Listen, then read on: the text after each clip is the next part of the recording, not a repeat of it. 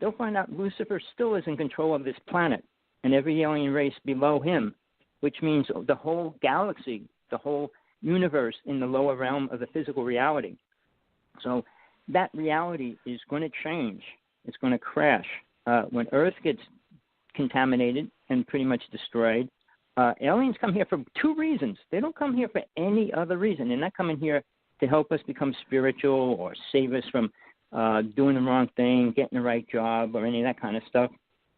They only come here for two reasons. No matter what race you're dealing with, the agenda of a race is not what we perceive as our agenda. Ask a person in the United States, in the government, why do we want to go to other universes? What are we going to do there? He was talking about thousands of universes and the higher galactic conference groups and people like that. They don't care about us, because if they were that intelligent, they could have changed the reality of the human race and made us all work together or helped us work together. As a world consciousness, this world could have created incredible things. We could have moved forward in incredible ways if we were willing to work together. And the problem with that, you have no God, you have nothing. You have false gods, you have everything in your ego. So where we're moving right now is to a dangerous spot, believing aliens are our savior, working with them, thinking they can help us in any way. And you talked about traveling faster than the speed of light. Well, we can. Ships could travel faster than the speed of light when we were born. It's not like it's a new technology. It was only proven we could. Einstein said we couldn't, so he wasn't that smart. And what race he was working with weren't telling him all the information he needed. All right. And plus Einstein also said we can go backwards in time, but we can't go forwards in time. Also another lie. So when the Montauk Project and the Philadelphia experiment happened, it proved both.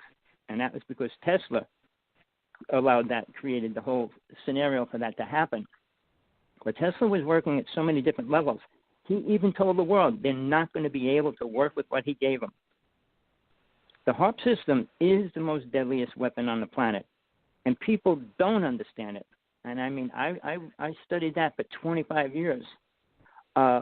When I started reading Fred Bell's book, and he worked on it for the government, he was the first person to create it to make it work and usable. And when he did the show with Jesse Ventura 2 years ago, it was all about the HARP system. And then Jesse said, they can't touch you. And he goes, no, I work for the government. And Jesse Ventura said, what about me? And they said, they can't come after you. You're too high of a position where they couldn't take you out. 2 days later in the hotel room, Fred Bell was dead in the hotel room before he even left after doing the show. So his book is one of the most incredible books about what really went down in the UFO world, because he was friends with Billy Myers. He did travel on the Pleiadian ships. Billy Myers destroyed his reputation by creating false dummy robot models and all kinds of dopey things. Plus, he created half of the technology that he said he was working with.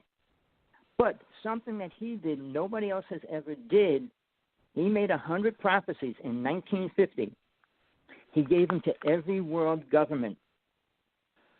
And about 89% of them are happened already. There's only a few more left that he prophesied that will happen. He described the galaxies, everything we were going to find, everything that's going to happen. So he was working with the Pleiadians. And Pleiadians is the way it's said. And they don't want to deal with the human race. They didn't, and they don't. When we shot one of their ships down, Billy Myers was told if we shoot one more ship down, they will declare war on the United States. But there was a lot going on. And then people were trying to get Billy Myers to the United States and stay here and everything else. But that never happened because they tried to prove he was a fake in so many ways, which he did. His own wife went against him.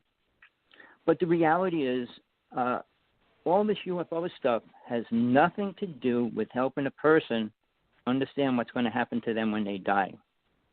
Life's about death. Buddha said every second you should be thinking about death and dying because you're getting closer to it. Everything the government's doing is nothing about saving soul or helping soul in the future, where it goes, what happens. They don't deal with reincarnation. Aliens are reincarnating into the physical world now in great numbers. And I know people don't listen to the truth, but these people that claim they were walk-ins or they're aliens, it's because they were, but not in this lifetime. Souls reincarnate. They reincarnate like in an average of 150 years or more, up to 500 years. And where they want to reincarnate?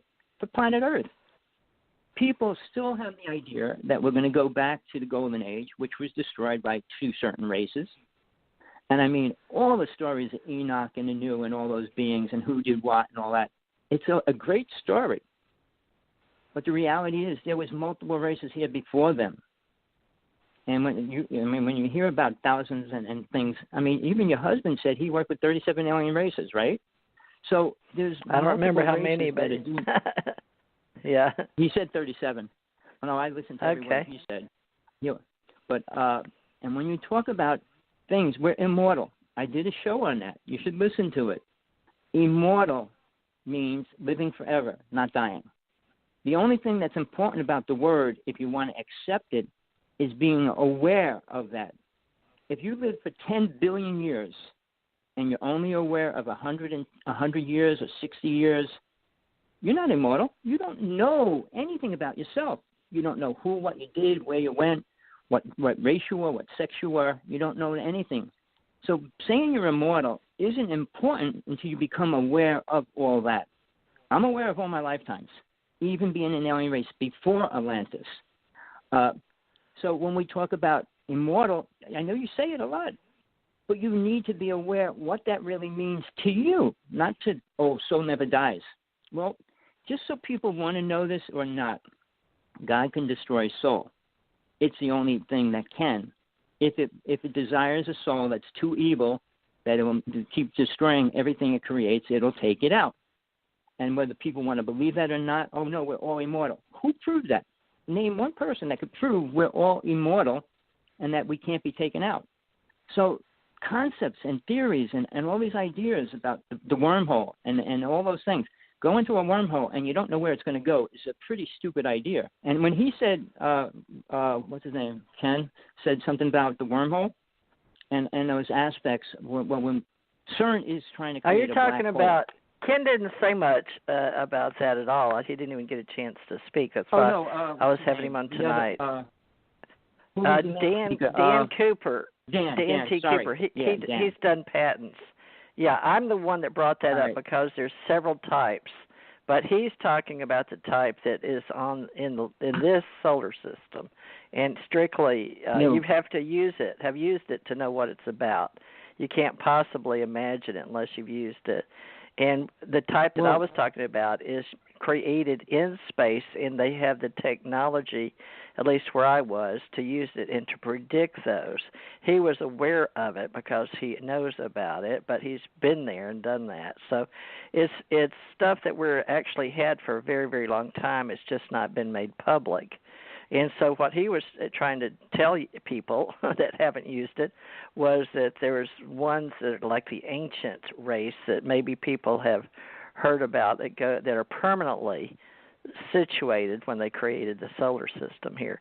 But the difference is when you use wormhole technology in space, this is a different level. We have a different type of technology that can predict where they are and where they are going, both ends exactly. But what we cannot understand sometimes when they're going to collapse, which some of them are open continually, but some of them come and go. They come like a spark and they open. But I've seen it and I've actually used it. But this, how do you explain that? This is where we're going, is the people that can't possibly, if they haven't done it, they have no explanation of other than in movies. I understand that. In movies, like when he said Star Wars, when he said Star Wars is real. I didn't say that. No, he did. Oh, well, I think Dan Cooper. Dan said everything in that movie is real. It's like traveling through space and fighting alien races. Sean Morton's book talks about the 2 wars we had. Putin even said it. Putin said there's 2 races trying to destroy the planet right now. He said that 6 months before President Trump was elected. So the concept of like aliens are here to help us, well, there's many aliens here for a lot more reasons than to help us. And the number one reason life lives is for food, not for any other reason. So when the concept of what alien races eat, they should ask every alien race what their main food is and what their diet is. I know, what's his name, Hill, the one that worked on Area 54. He's a cool guy. He worked with the light beings that go past the grays. They have 4 different bases there: Area 51, Area 52, Area 53, and Area 54.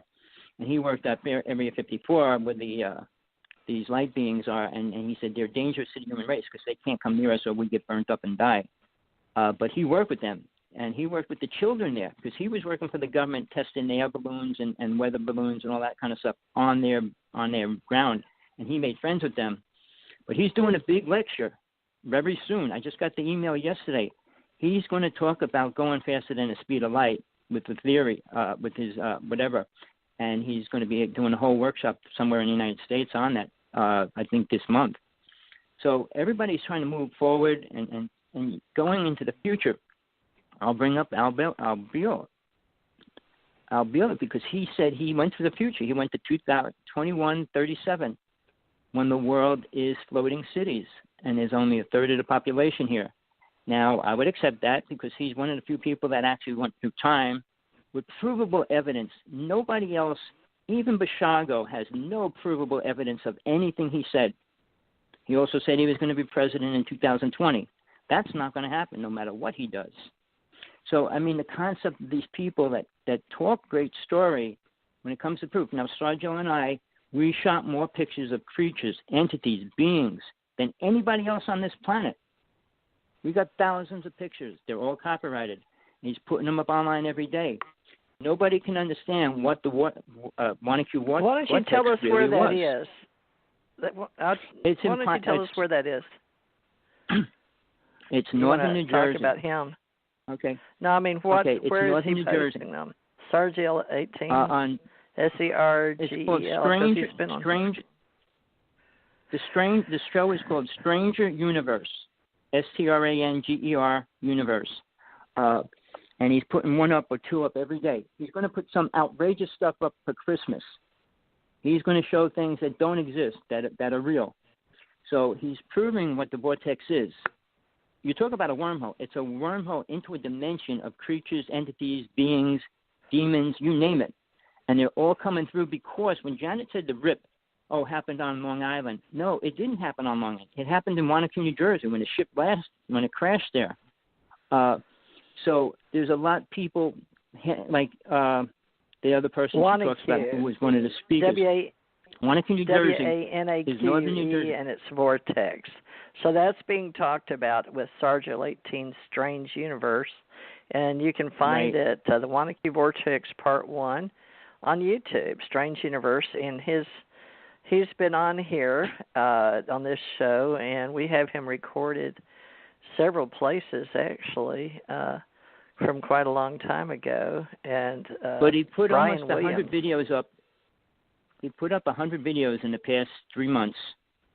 Every video he put up, he puts pictures of things we shot.